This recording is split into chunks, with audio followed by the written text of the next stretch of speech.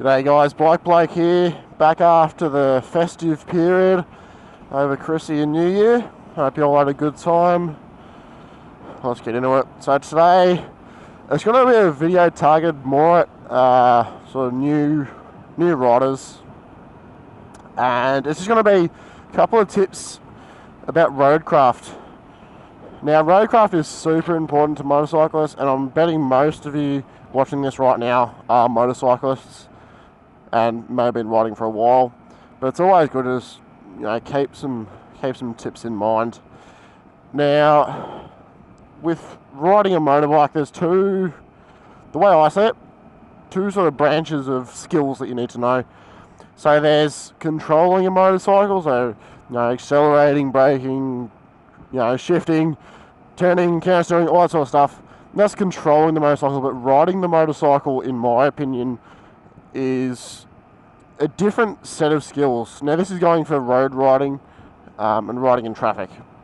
Now, Roadcraft is multifaceted, and it's all about keeping you safe on the road and putting yourself in the best position to be able to react to certain situations. So, one thing that it definitely involves is lane placement. Now, I've got a couple of clips that I'll chuck up during this video. All of them have appeared just in the last couple of days, really. One of them about 10 metres away, just over there. And they all show you different aspects of Roadcraft and sort of how to avoid certain situations. Now, lane placement in Roadcraft is pretty big. Typically, I'm talking for Australia here and other countries that drive on the left-hand side. What you want to do is either ride in the right-hand lane in the left wheel track, which is what I'm doing now, or the left-hand lane in the right-hand wheel track. Now, what the wheel track is basically, when a car or other four-wheeled vehicle, that's where its wheels are on the road. So it's creating sort of like a clean area, because that's where it's getting the most traffic on the road. It's also got a little bit of a sort of a ditch to it occasionally, depending on how old the road is and how recently it's been resurfaced. So in the left-hand lane, this is probably where you'd want to be. Now, it does a couple things for you. First off, being in a wheel track is generally the cleanest part of the road, so it's going to be less debris, less gravel, but also typically with intersections and inner city roads as well, they get higher traffic. There's going to be less oil and stuff, so when cars leak oil, they're going to leak it in the middle of the road, out the engine, transmission, all that sort of stuff. This guy's not going to let me in, so whatever. So that's one reason why you want to be there. But another reason, in my opinion, the most important one, is it gives you room on either side of you to manoeuvre in case a hazard appears on the road, be it another vehicle, an animal, pothole, something that is a bit unexpected.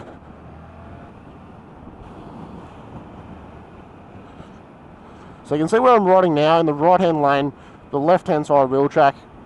It gives me room on both sides of me to be able to manoeuvre and counter-steer away from a hazard. It also does another thing. When cars are in the left-hand lane, they can see me a little bit better in their mirrors. So the way blind spots occur in your mirrors is sort of everything immediately horizontal to you in like a backwards arc is a little bit hard to see. But typically, if they're smart, most cages will have their mirrors set up so they can see behind their vehicle. So just like this, with me in this van, so I'm riding the right-hand side wheel track, and he should be able to see me in his mirror. But if I were to be over this side, I'd likely be in his blind spot. So that gives you another sort of safety thing there. Now, in terms of having road on either side of you, we'll cross over to this clip here from a couple of days ago. Now, awareness also comes into it for sure. And I picked out this car, about 100 metres away. I knew something was going to happen. But it's all about being ready for that sort of stuff. So I'll play it now for you. Star Wipe.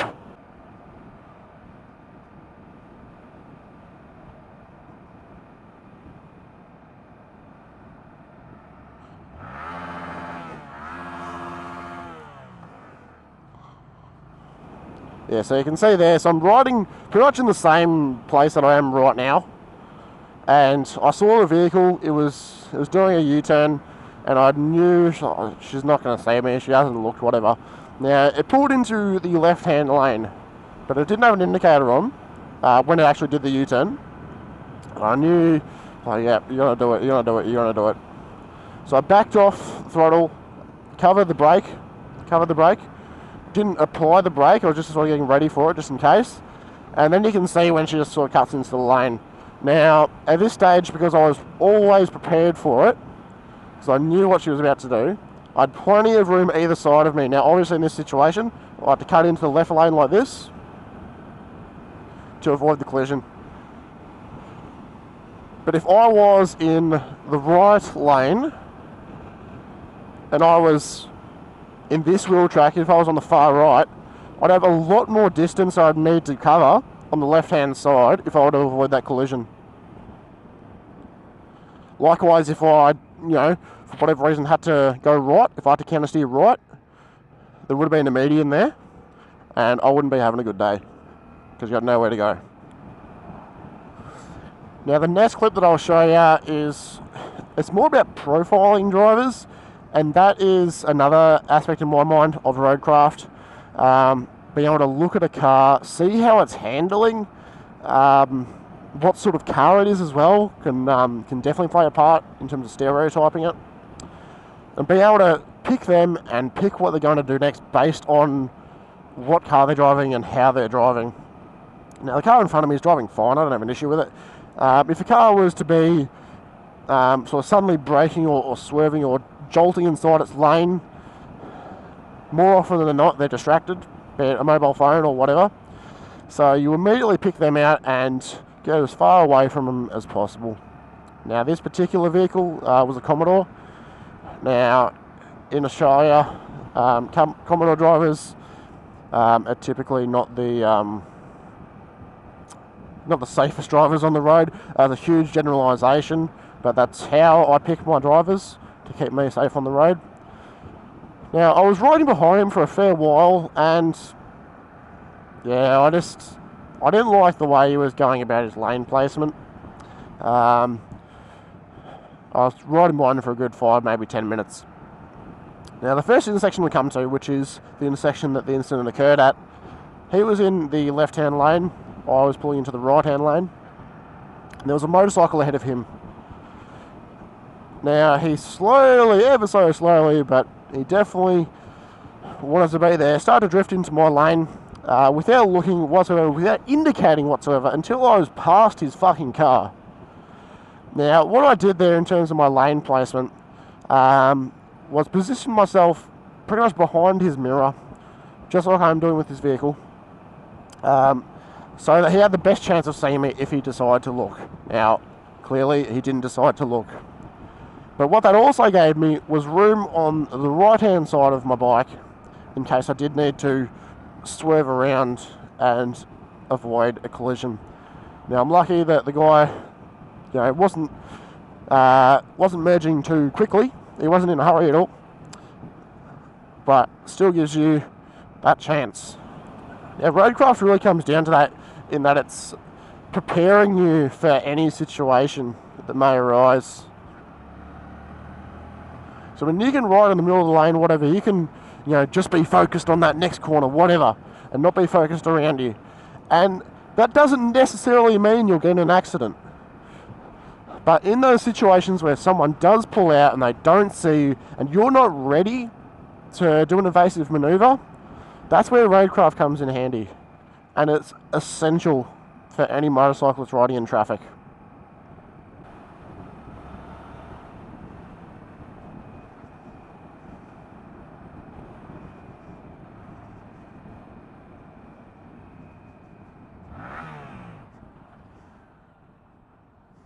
Fucking...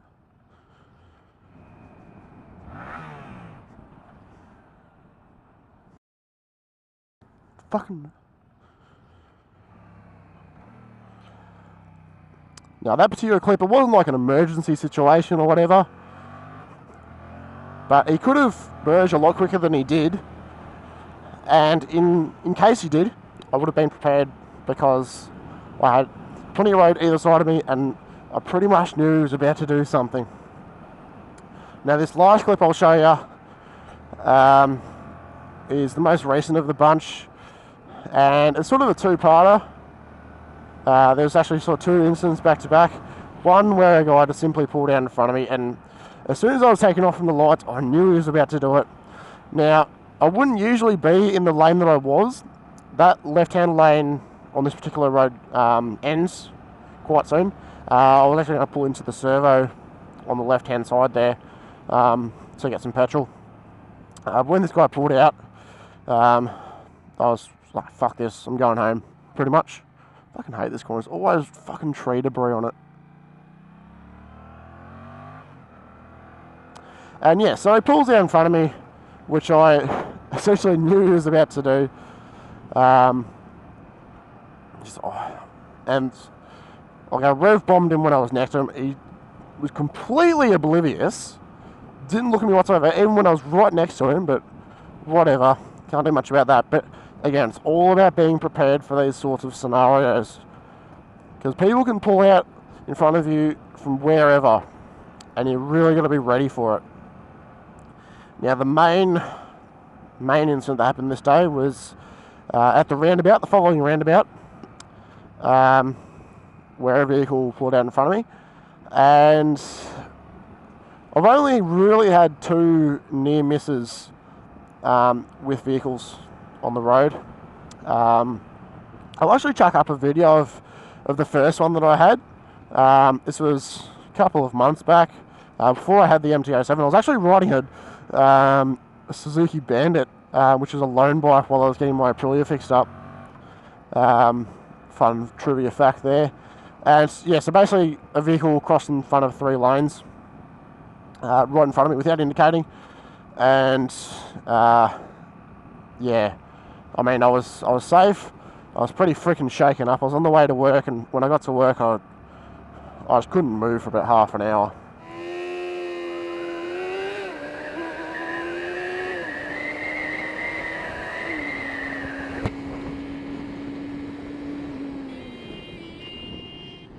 The fuck was that? So that was the first real proper near miss that was, well, I could have come off second best. The second one was a couple of days ago at this intersection. I was turning right from a roundabout and the car decided to go straight. Now, you can see the moment in which I profile him, in that I knew he wasn't going to stop. Where I looked at him, where I saw him at my peripheral vision, and then I focused my full attention on him, and it was just going too fast. I know this guy's going too fast. I'm getting on the brakes now. So I got on the brakes. I did lock up the rear slightly. Now, as is important with any rider, and if you're moving to a new motorcycle, really practice your emergency braking, and particularly on bikes without ABS, find the point at where it locks up. I did lock up the rear brake on this, but because I sort of knew how it handles when it locks up the rear, I was able to release it and still slow down enough to avoid the collision. If I hadn't slowed down, if I wasn't aware, if all I was doing was just focusing on exiting that roundabout where I needed to go, I could have come off second best. But what you really got to do when you're riding a motorcycle, trust nobody, and just look at every single spot where a car can pull out, every single side street, every single driveway. You don't have to look down the whole thing. Don't take your full attention off the road. But it's your peripheral vision, man. Just really keep in mind that they can appear out of anywhere. As I said, if I was just focusing on where I need to go, I might not be having such a good day today. But because I was focused on potential places in which a vehicle might pull out, I was prepared for them, more or less prepared.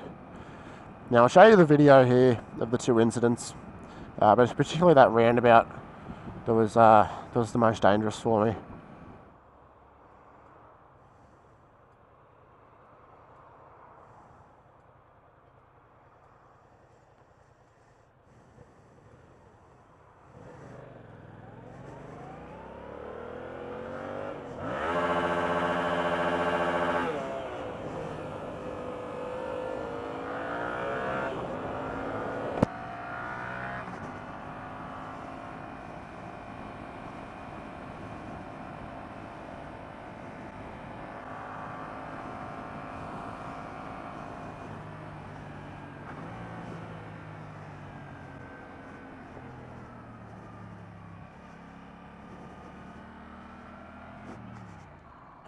Fucking hell!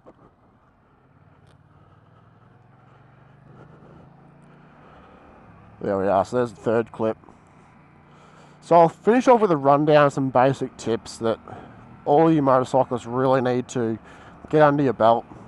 So lane placement. Position yourself so that you have the greatest chance of being seen and the greatest chance to avoid a collision if you need to swerve. Being near the centre of a road gives an oncoming car or a car pulling out a greater field of view of where you're riding. It gives you just that bit more chance to be able to avoid a collision. Anything. Now, watching this vehicle as well, things like that, where you see a vehicle that, you know, is coming towards an intersection and they might pull out. They might not. They probably won't. That car saw me. He wasn't going to pull out. But I didn't know that. So you really got to focus your attention on him. And just keep your peripheral vision open for any scenario in which case a vehicle might be able to pull out. Be it an intersection, a roundabout, side street, a driveway, even in traffic doing lane changes. Cars don't always look when they change lanes. They rarely do head checks, in my personal experience. So if you're riding in traffic and ahead of you is... If I can get in the side of the lane, mate. And ahead of you is even like half a spot where a vehicle might be able to pull into. Just be real careful, particularly with lane filtering. If there's a spot ahead of you, an empty spot, a car might be able to pull in front of that. Even if the car won't fit, they'll fucking try. They'll fucking try. Road debris. That's another thing that I didn't really mention. It's not just the traffic that'll get you on the road. Road debris is fucking huge, especially up where I live on mountainy roads. What's wrong with you? Probably just stop to read the map. Especially on mountainy roads, you can see in the middle of that. Look at all that, those fucking leaves and the branches. You've really got to be mindful of any road debris, any change in road surface. Any change in road surface can get you unstuck, really. There's gravel always on this corner. I know that because I live here. I know where the road surface often changes. But just gotta be aware, guys. You know, cracks in the road, potholes, branches, all of them aren't a motorcyclist's best friend. So riding in that wheel track is going to give you the best chance to avoid debris because, you know, a car's tyres will be cleaning up the road and they don't give a fuck about trees on the road. So riding in those wheel tracks will be the cleanest part of the road for you.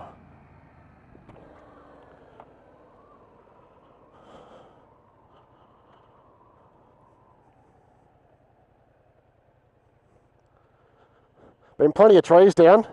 Been plenty of trees down. Yeah, There was one down the bottom of my driveway the other day as well. So. Yeah, we've got work all day today with trees everywhere. Yeah, I can imagine, mate. Yeah. Have a go, mate. Oh.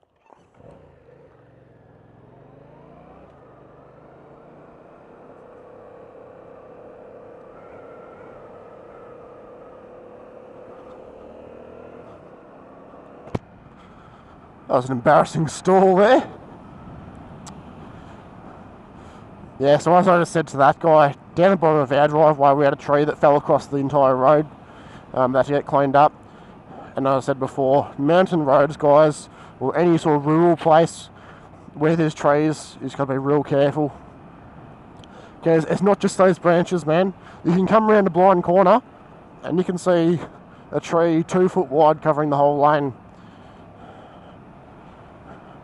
You've got to really be mindful and give yourself every opportunity to be able to avoid an issue on the road.